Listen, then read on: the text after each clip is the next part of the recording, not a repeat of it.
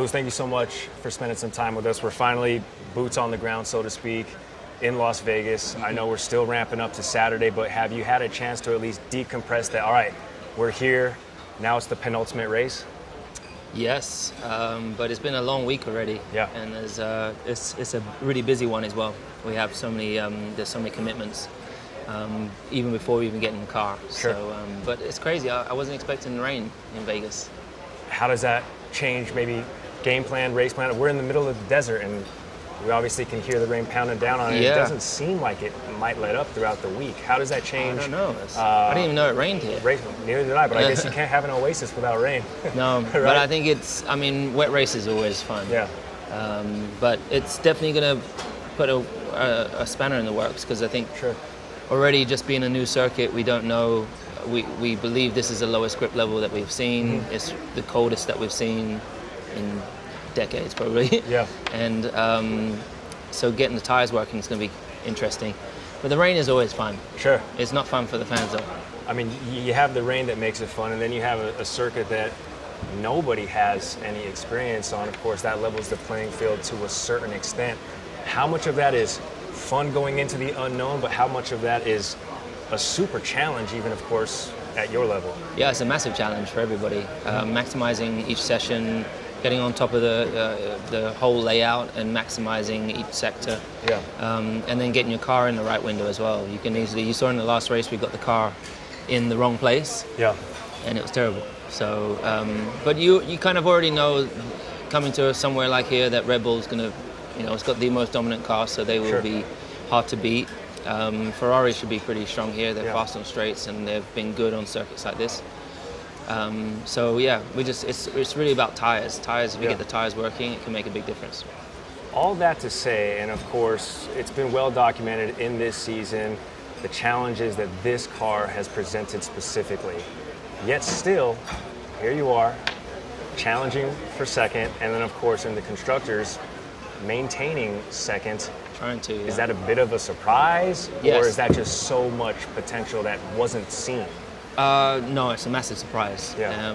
From the moment I drove the car at Silverstone at the beginning of the year, Yeah. I knew from the moment I drove it, it wasn't the car to be fighting for a world championship, which was difficult Yeah. for everybody to take in, knowing how hard everybody works over winter. And then over the year, just a lot of deep diving, a lot of hard work from everyone back at the factory, and we've had at least good consistency and capitalized on other people's failures and mistakes. And so, yeah, we're definitely surprised to see that we're second in the constructors, and the fact that I'm so close to the second driver, which is in the dominant car. And that to say, I guess, has the objective sort of changed for you? I mean, everybody knows you're the guy. Most race wins, 7-time world champ. Does the objective change though for you? Like, will you take solace in a second this year, whether it be individual and or team? Not really. I think that, my job is to get the team as high as possible. So, I've scored a lot of points for the team. So I'm grateful to be a part of that. And it's definitely, it means a huge amount to everybody, that everybody here and everyone back at the factory when you get high up in the championship. So I think that will be a good feeling for everybody. But nobody's happy if they're not winning. So, but it's a great recovery. I think from the driver's perspective, for me personally, it doesn't make a big difference if I'm third or second. Sure. I'm here to be first. So, Gotcha. You know. How are you feeling? Mentally, physically, emotionally? Because this is the longest season on record. We're nearing the finish line, figuratively and literally. Honestly, I feel amazing. I feel really good. Yeah. A lot of focus on my health and just making sure that I'm in tip-top shape. But it, of course, is tiring. I'm definitely in terms of like mental energy. Yeah, I'm tired at the end of the season. Yeah. You just come off the back of three back-to-backs and crazy amount of traveling. I was in Brazil. We went from out to Austin. Yeah. Popped down Austin down to Mexico to Brazil back to Nice, then Nice to London to LA to here. So it's Hey, crazy. if you flew commercial, you'd be platinum everything. No, I am platinum everything now because I do fly commercial most of the time. That's true. Yeah. Of course, though, you come to a place like this, and it's the first race here at Las Vegas. The launch party was but just an hour or so ago. Does that kind of rejuvenate you a bit, at least to get you through the stretch of the weekend? I mean, No, you're that the takes fan favorite. That takes energy to go and do those things. I mean, Yeah. I just want to get in the car. Yeah. I don't really care about all the other stuff that's around it. I just want to drive. Sure. And so there's a lot of stuff going on. I just want to get in the car. Yeah. All that to say, you did have some pretty good points about, this being such a late race, such a new race, in such a congested metropolitan city. You really felt a little bit of pain for, the residents here in Las Vegas in terms of like the adjustments that they had to go through.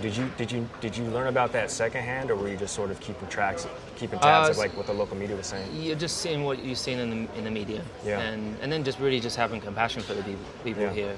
It's affecting people's jobs, but also that so many people coming out for this race. It's going to be good for the economy here, even though it's already very strong here. But then it's probably going to be busier for all the employees that are working here. So all the big businesses and casinos that make more money, they should be paying the employees more and all those sorts of things. So I just think we need to be conscious when we are moving to these places that ultimately building the circuit, there is going to be an effect. Yeah. But I think we need to, from one, I'm sure they need to be working with the government here to make sure that people aren't angry and Sure. obviously It's the can't please everybody. first of many to come, so I'm sure they're going to iron out some kinks. I hope be so. better next year. Yeah, I hope so. Are you okay with the late start? Yeah, As late of a start as it is? Doesn't matter when I'd race Yeah. anytime. So it's definitely, I got to LA, then all these different places we've been. Brazil, you're definitely jet lagged. It's crazy. Your body kind of doesn't know where it is. And then I've been when I was in LA, I was getting up at 7 a.m. to go train, and then trying to stay up late. Yeah. So my days are longer, sleeping less. And then I You're come starting here and I have to go, afternoon. right now I have to go to bed at like 5, 6 a.m. Then, wake up about around like 12, 1 o'clock to then start your day, because qualifying is at midnight, I think. So, and it's just really an odd one. Yeah, and you're adjusting right away as soon as you're here. Yeah. I guess you have no The choice. first night I couldn't. 11 o'clock last night, I was like, there's no way. I was ready for bed. I was like, there's no way I'm going to make it. How is it only 11? I gotta go to bed. God. But I was doing music, so I got in the studio and I started. So I made it till 5. Oh, fantastic. Were you laying down track? Were you spinning? Were you? I was laying down a track. Producing some stuff? Oh, that's fantastic. Yeah. No, I don't produce. I just write and yeah. Oh, beautiful. So, yeah. What's best outlook? I've got a couple more for you, and then we'll obviously we'll let you go about your way. What's best case scenario for you this race, for the city, for the circuit? Of course, it being the second to last race of the year. I mean, the best case is always to win. Of course. Right? That's what we've been working towards. We've had one chance where we could have won. We should have won Austin, but then even if we had one, we'd have been disqualified. So, and then Mexico, we just weren't quick enough. Brazil was a disaster. So, I don't know, these last 2 races, we're all keeping our hopes up that maybe we can just fight somehow. But Hey, I don't think you need to be reminded that nobody has won more on U.S. soil and nobody has won more at night. Is that what advantage is that? I don't know if it's an advantage. Got to be something. I'm sure it counts for something, but the night races it's so well lit up, you don't even really notice the difference. You think you'll notice the sphere? That's crazy. Well, by the time we get to the sphere, I'm pretty sure we're doing around 200 miles an hour, so I'm sure you'll get a glimpse of it. But I have seen the sphere. It's incredible. I mean, geez. My word of advice, if you get too close, don't stare. It's like the Medusa of electronics. Oh, I can imagine. If you look straight into it, Sucks you in. headache, migraine. Really? It's brutal. Sheesh. Don't do it. I won't be doing it while I'm driving. So. I know. Eyes If anyone locked on the crashes road. at the end of that straight, you know why. No. It wasn't my fault. It was not my fault. I want to ask you the serious question. What's it like being the second most popular Hamilton in your own household now that Roscoe has his own Fortnite skin? It's all right. It's been the case since the moment I got him. Yeah, that's true. Yeah, that's true. Just like he's the biggest attention seeker, and he's really amazing. I mean, I grew up with dogs my whole life. Yeah. When I was born, my parents had a Labrador, so I feel like all the baby pictures you have is this dog that's just guided, being my guardian angel. And he used to walk me to school, and then it was a time in the 80s, early 90s. It was a time where you didn't have to put him on a leash. So this dog would just walk alongside me to school. I'd get to the gate of school, and I'd go home, Goldie. Oh, really? And he would just go home on his own. Or he would go. I think it was the case like he would go and do a few of these things. Like I think he had a couple Run of his flings. errands? Yeah. Like Go see his friends? He had a couple of girlfriends and like A couple. yeah, like I heard that there was puppies coming from all over, like and then I get home and he's there. Oh, that's amazing. Oh, Roscoe couldn't do that. He's They don't like to step, man. nah, Bulldogs. Roscoe's like take me home. Yeah, they keep the work. I gotta show you mine. You said golden. This is that's homie. Yeah. She's a golden. Look at doodle. those eyes. Yeah, 5 years old. It's quite big. They're 50 pounds. Wow. Yeah, 50 pounds. So Yeah. yeah, she's amazing. Similar to Roscoe. What are the off-season plans for you here in the next couple of weeks? I don't finish work till the 10th of December, which is the earliest that I've ever Sure. finished actually. So normally it's like to the 20th, and then I'm gonna go to LA, work on some music for a little bit. Beautiful. A friend of mine's having a baby, so I'll be there for that. And Wonderful. And then family time in the mountains, fresh air, Yeah. hiking, cross country skiing. Where do you ski at? Well, I usually go to Colorado. Oh, I'm from Colorado. Oh really? Yeah. Okay, What same mountain do you as- ski? I try and move around. I go to obviously I go down to Aspen when Yeah. I can. I've got friends down there. Beautiful. And what's the other one? Got Breckenridge, Breckenridge, yeah. Aspen Vale. Yeah. Yeah, those were awesome. It's just such a beautiful place. Awesome. It's honestly like my favorite place. The best. Yeah. Super peaceful. I'm in a onesie the whole time. Oh, nice. You know, like Nice, yeah. onesie and my Crocs. Yes. And I Nice don't and have to- warm. Yeah, and I don't have to worry about being pictured or anything like that. And so it's just like Helmet and goggles. it's Could just great. be I anybody. go down and do my own grocery shop. It's the only time of the year where I can do that. Like I go and Yeah. do my grocery shopping, come back, I get to cook, and You don't get the. I think that was. Nah, that's not Lewis. no, I mean I haven't up until now, but maybe it's different now. Maybe Yeah. things, people maybe they're watching, but That's wonderful. most people in the mountains I don't think watched our sport. They're up in the mountains for a reason, man. Yeah. They just want to get away from Yeah, everything. yeah. With this being the Vegas GP, any plans on maybe expanding the Mission 44 outreach to here? Of course, you had the big event in Coda, and obviously that's so near and dear to you. Yeah. Any plans on expansion out here? Some maybe events coming in the future? I planned, so in Austin I brought 60 young girls Yeah. from local communities there that underserved communities that came and saw. I got to meet the F1 Academy girls that were racing and speak to their engineers. They got to come and see my team, and they had like the greatest weekend. I am planning to expand it from the UK into the States, so Amazing. I haven't quite picked exactly which cities we're going to Sure. be in. But I do feel like when we are moving to all these different places, it can't just be a circus that's going and having a great entertainment show. We need to also be trying to create positive impact in these places, and not leaving a mess behind and causing like communities Sure. drama. Like if we can somehow tap into those communities and do something positive there, I think it would be great. And this is such an incredible industry, and there's so many amazing jobs within this industry. Insane. Thousands and thousands of jobs, and it should be open to all the people, particularly here in the different cities that we are going to. So I will continue to work on that. This is my last question, I promise you. Would it be a full circle moment to have some of your STEM students find their way onto your team?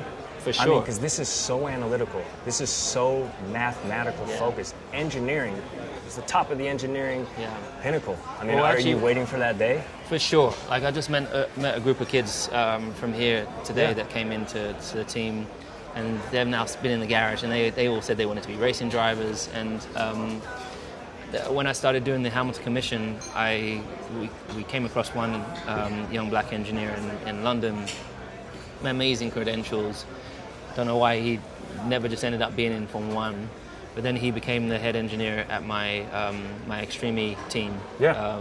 And he's been fantastic. And then he's done so much great work within the community in London that he's just got an MBE received from the Queen or from the King. on. So Come on. yeah, Come on. So that for me is like a little proud thing. I'm like, oh, it's amazing to like.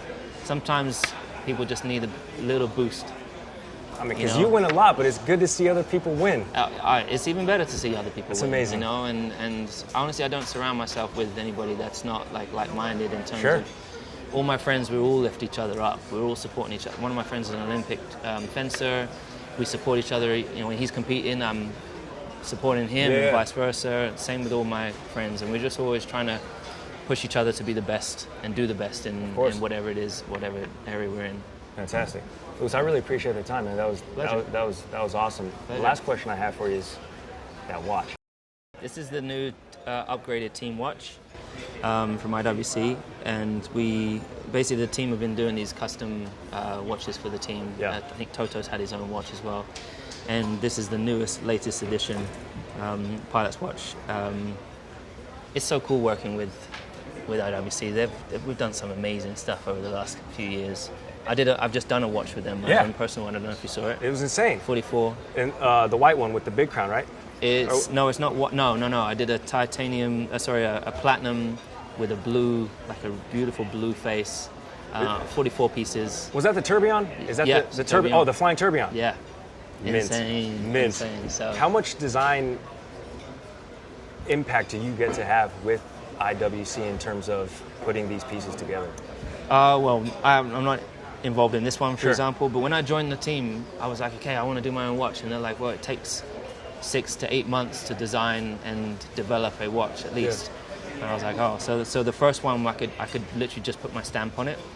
But now I've done 3 watches with them, and I've ultimately just taken the basis of what they've had. So I've not created a brand new watch. Sure. That's a good long lead process.